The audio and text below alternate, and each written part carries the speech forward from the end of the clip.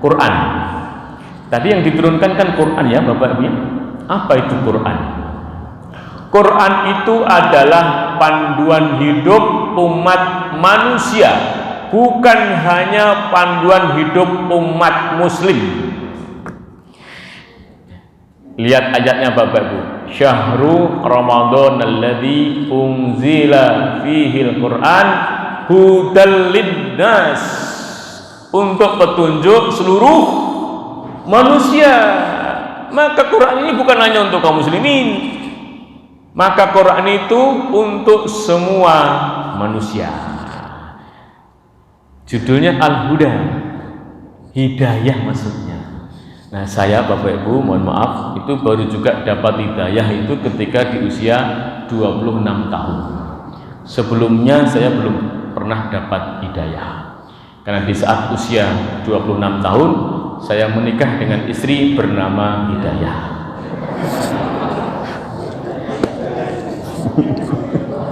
Loh kan betul tuh Bapak ya? Itu betul. Itu Bapak Ibu ya. Jadi Quran ini adalah petunjuk, al-huda, hidayah. Untuk siapa? Untuk seluruh manusia. Maka nanti di Quran surat Al-A'la di akhir Bapak akan baca, inna hadzal fis suhufil ula suhufi Ibrahim wa Musa. Jadi suhuf-suhuf itu, ayat-ayat itu sudah sejak zaman Nabi Ibrahim sampai Nabi Musa, terus Nabi Isa. Maka Islam itu bukan agama yang dibawa oleh Nabi Muhammad. Islam itu adalah agama yang dibawa oleh para nabi, sejak Nabi Ibrahim sampai Nabi Muhammad sallallahu alaihi wasallam. Maka haji itu juga sejak Nabi Ibrahim, bukan hanya sejak Nabi Muhammad. Maka nabi-nabi sejak Nabi Ibrahim sampai Nabi Muhammad seluruhnya pernah berhaji.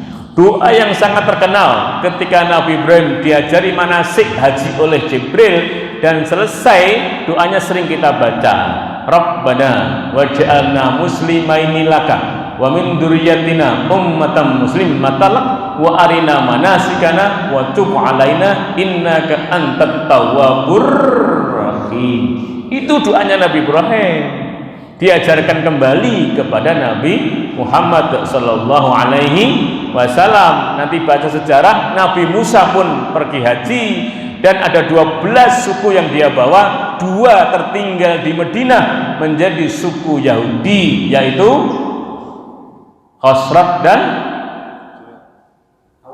Aus. Wah, masya Allah. Ini kita mau nonton puisi Pak. Jadi nonton 1.000, masya Allah.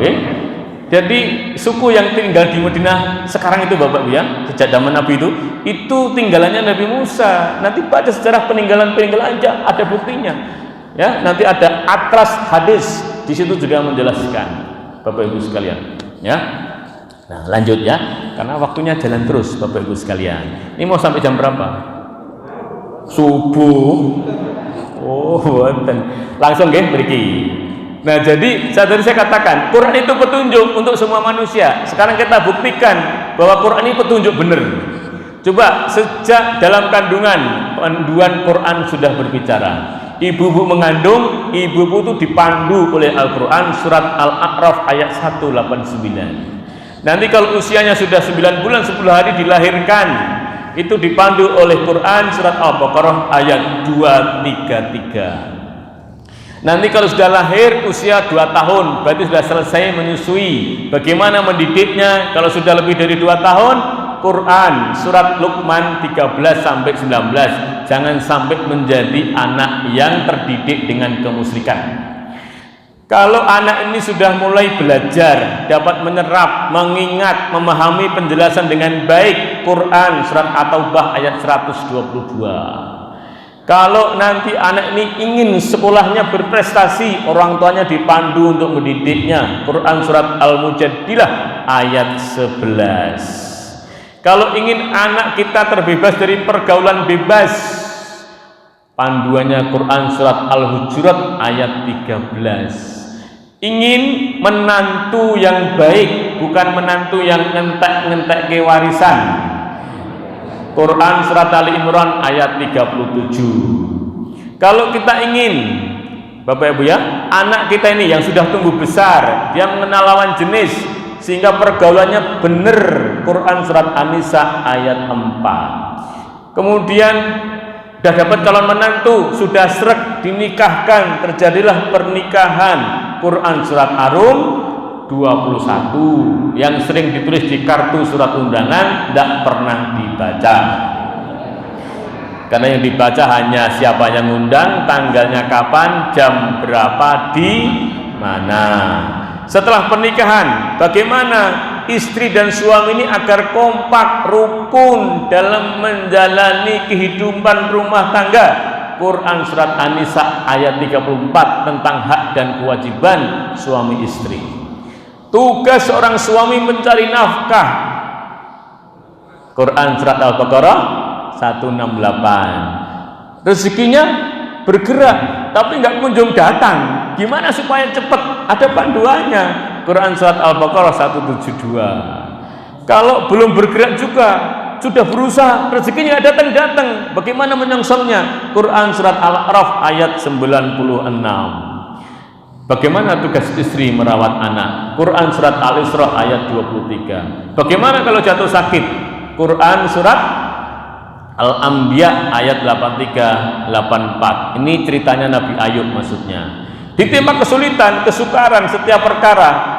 Quran surat Al-Isra ayat 79, 81. Sehingga kita akan diberi jalan keluar setiap permasalahan kita, sehingga kita bisa menyelesaikan masalah tanpa masalah. Itulah Pegadaian. Tapi ketika kesulitan semakin berat, gimana? Quran surat Al-Anbiya 87 sampai 88. Cara belajar menghadapi persoalan. Ini persoalan kok nggak pernah habis, ada terus. Quran surat Al-Baqarah 214. Kemudian solusinya seperti apa ketika menghadapi masalah agar kita terus bisa belajar dari masalah itu? Karena Salahuddin Al-Ayyubi mengatakan, kalau kau ingin menjadi orang yang kelasmu tinggi, Allah akan kirim ujian. Kalau kau ingin menjadi orang yang bijaksana dan arif, Allah akan kirim masalah. Karena masalah itu akan menjadikan kita semakin arif, ujian akan semakin menjadikan kita berkelas. Nah, tapi bagaimana panduannya supaya kita nggak gagal? Ini panduannya. Quran surat Ali Imran 142. Belum diberi keturunan, udah 10 tahun, udah 15 tahun. Quran surat Maryam ayat 11. Bagaimana doanya memiliki keturunan? Quran surat Ali Imran 38, 39. Bila kita sebagai anak panjang umur, udah usia 40, kita masih punya orang tua, bersyukurlah yang masih punya orang tua, Bapak Ibu. Dua orang tua saya sudah nggak ada, mau berbakti nggak bisa lagi, hanya bisa berdoa. Mau menyenangkan, ngajak makan, ngajak pergi udah nggak bisa, Bapak Ibu. Mau mijit-mijit udah nggak bisa. Maka sayangilah yang masih punya orang tua. Sudah usia 40, orang tua masih ada. Apa yang harus kita lakukan? Ada panduannya, Bapak Ibu sekalian. Quran surat Al-Ahqaf ayat 15. Bila kita mendapatkan nikmat Allah, bagaimana mensyukurinya? Quran surat Ibrahim ayat 7. Bila mendapatkan ujian dari Allah, bagaimana kita harus bersikap? Quran surat Al-Baqarah 155, 157. Apakah kita akan hidup selamanya? Jawabnya di sini. Quran surat Al-Imran 185. Ada yang meninggal dengan tenang. Kita ingin meninggal dengan tenang atau ingin meninggal dengan tidak tenang? Kalau ingin tenang, ini Quran surat Al-Balad ayat 27 sampai 30. Di Quran surat Al-Fajr juga ada. Kemudian ada pula yang ingin meninggal dengan cara mengerikan. Quran surat Al-Anfal ayat 50. Kemudian bagaimana tentang alam kubur? Malam pertama di alam kubur saja dijelaskan. Quran surat Al-Imran ayat 171. Malam pertama bagi mereka yang tidak beriman pun diceritakan juga. Al-Mu'min ayat 46 sampai 48. Ada yang masuk surga tanpa hisab. Masya Allah, gimana caranya ini? Quran surat Al-Baqarah ayat ke-25. Wa basyiril ladzina amanu wa amilu sholihati anna lahum jannatin tajri min tahtihal anhar ila akhirih. Nah, Quran ya. masuk surga tanpa hisab. Al-Kahfi ayat 100 sampai 101. Kalau ingin surganya dekat dengan Nabi Muhammad SAW, bertetanggaan, di mana panduannya? Quran surat Ali Imran ayat 31. Kalau ingin surganya di bawahnya, bukan setara dengan Nabi, bukan tetanggaan, tapi di bawahnya dikit. Quran surat Az-Zariyat ayat 15 sampai 23. Kalau surganya kelas 3, kelas ekonomi gitu ya. Paling atas VVIP, bawahnya VIP, bawahnya ekonomi. Ya udah, sing penting swarga. Ngoten nggih. Nah, Quran surat Ali Imran ayat 133 sampai 134 yang biasa dibaca saat trah atau saat halal bihalal. Wasari'u ila itu ya. Nah, masuk masjid pun diajari, masuk kamar mandi diajari, mau tidur bersama istri diajari, lengkap sudah Quran itu. Bapak Ibu badhe pados panduan ngengingin nopo onten iki nembe sebagian sing disebutke. Nah, pun to